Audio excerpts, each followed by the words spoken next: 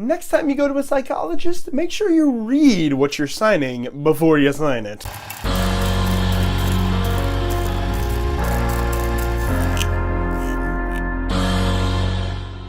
What up, my Nemians, and welcome back to NemTV. I'm your host, ImageUp2299, and we're back with another movie review. This time we are reviewing Unsane. I don't actually know why it's called Unsane. I mean, obviously it's about being insane, but I don't know what the word un comes from, like the un part of it comes from, I don't even know. But anyways, basically what this movie is about, there is a woman. She ends up going to a psych ward, but she's not supposed to go to the psych ward because she's not actually insane. So she's like, what's going on? She caused a lot of problems there because she's trying to get out, but they won't let her leave, blah, blah, blah. That seems to be the plot at first. I'm like, okay, this is kind of a boring movie, but then it gets interesting because you realize one of the people working at the psych ward is actually a stalker of hers. You know, apparently this guy has been stalking her for like 2 years, and he's there, and she's like freaking out because this guy was like in love with her and kept texting her and calling her and following her everywhere, and she moved to this city to get away from him, and he's there, working there, and she, you know, obviously freaking out, and it causes a lot of interesting things. So what I would say is this movie is a very interesting, the thing that I like most about this movie is a very interesting look into what it's like to have someone stalk you in that way, and like what that can do to you, because oddly enough, because of that, it kind of causes her to become paranoid and almost causes her, like the stalker seems to be the person who's insane, right? But you know, being stalked almost in a way for so long, almost causes her to start to become insane. And you see that kind of play out in interesting ways closer to the end. It's closer to the end is when it really gets good. The beginning parts of the movie, it's kind of okay, but it's not great. One thing, though, I do have to say, you know, camera work is usually pretty good. Cinematography did a decent job to kind of give an unsettling feeling. Although there's one thing that I found interesting. So they use like these weird like lower camera angles and stuff to kind of give uneasy feelings, right? When they shoot at somebody's face to give it an uneasy feeling. But the odd thing is they used that camera angle in some of the earlier scenes when she's like just at work and stuff. It's like, well, she's not in the psych ward and the whole thing didn't start yet, so why are they using those angles to make it feel uneasy in those scenes? I don't know, that was just weird.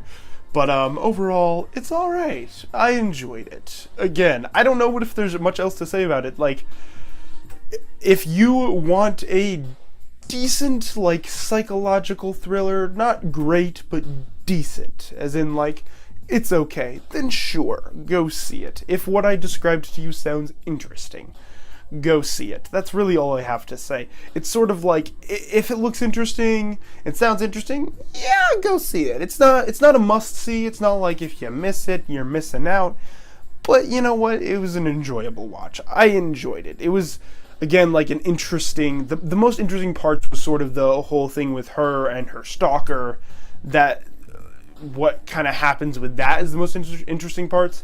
The whole thing with like the psych ward holding people against their wills and stuff who aren't supposed to be there just for money reasons, wasn't that interesting. It was just kind of that was just an extra plot that was there, like, that's okay.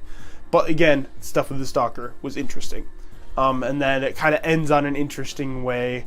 I don't want to spoil it, so I'm not going to say, but like where you kind of get an idea of how the whole thing affected her, how being stalked by this guy for 2 years affected her. You see a little bit of a thing like that closer to the end. So, yeah, good. I liked it. Didn't love it. Where would it rank with the other movies I saw? It's, you know, probably not as good as, obviously, Annihilation or, like, Black Panther or...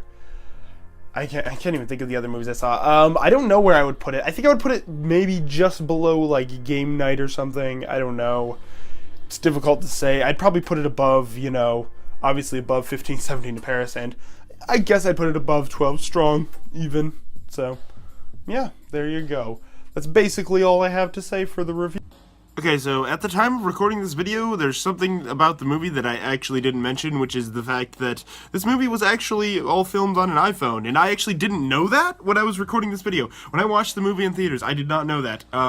and I didn't know when I was recording the video. I found out after when I watched some other people's videos where they were talking about the movie. I was like, oh, it was actually made on an iPhone, which I think is really interesting. The fact that a movie with a fairly bigger budget like this, I mean, it wasn't a huge budget, but a decently bigger one, is like made with an iPhone. Like that's weird. I guess it's a very experimental thing. So what do I think of that? I thought it was interesting. So like I did kind of notice when I was watching, like I didn't know that it was an iPhone, but like I remember when I was watching the movie, I was kind of like, okay, it seems somehow lower quality for some reason, and like the aspect ratio wasn't right. Like I remember when I went in, I was like, wait, is this gonna fill out the whole screen, or like why is the aspect ratio so like not right for like what a normal movie is? And so I guess that's why, because it was made with an iPhone as an experiment. And I guess the director, what's his name, I forget right now, thought it was going to be like this big experimental thing and it's going to change the way movies are made, but probably not. I mean, you know, like we're still going to be using obviously the most expensive, best quality cameras possible to make movies. Like I don't see how he thinks that's going to be like this huge revolutionary thing. But it's cool. It was a cool experiment, and it did kind of add somewhat of a intimate like feeling of like I'm there, and like maybe added to some of the creepiness of certain scenes as well. Like I mentioned, like the weird look of the movie in my video. I think like there was a weird like look to some of the parts, and I think a lot of that had to do with the iPhone camera. So that's interesting. So I thought I'd just mention that because I didn't mention it in my original recording of my video, because I didn't actually know that. I don't know how I didn't know that, but yeah. So yeah.